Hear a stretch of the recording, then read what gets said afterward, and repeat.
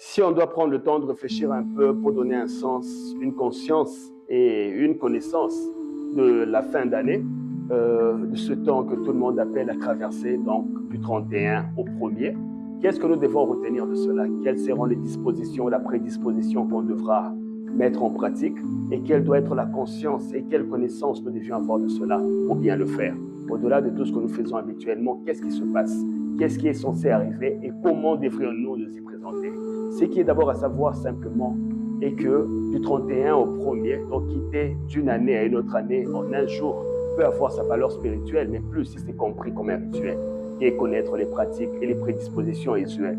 On expliquera ça plus tard. Mais simplement, pour bon nombre d'entre nous, c'est juste nostalgique, émotionnel, saisonnier, psychologique et social en réalité.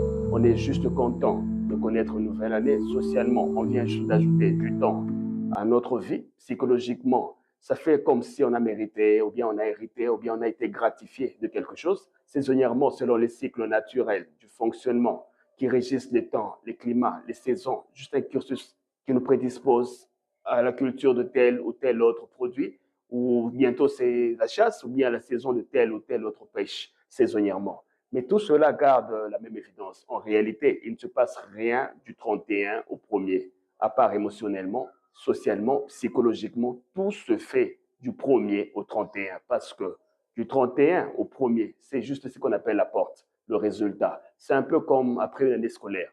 On se retrouve le 2 juillet. Donc, il n'y a rien à faire le 2 juillet, à part se réjouir de la fin de l'année, où chacun doit jouir des résultats, fruits du travail de toute une année. Sentimentalement, ça fait tout ce qu'on a pris l'habitude de faire, mais avec le temps, on a créé cet esprit de le faire. Mais du 31 au 1er, c'est que beaucoup appellent une traversée. Beaucoup traversent les mains vides religieusement. On a pris aussi l'habitude de venir rendre gloire comme une gratitude.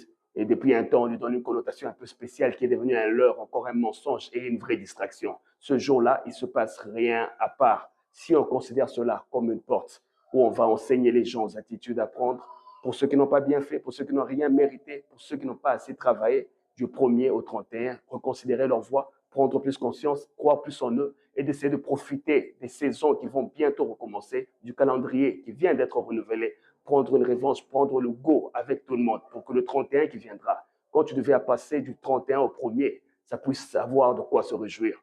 Des efforts à fournir, du développement qu'on a pu acquérir, des améliorations, des acquisitions, du bien qu'on a pu se faire et faire.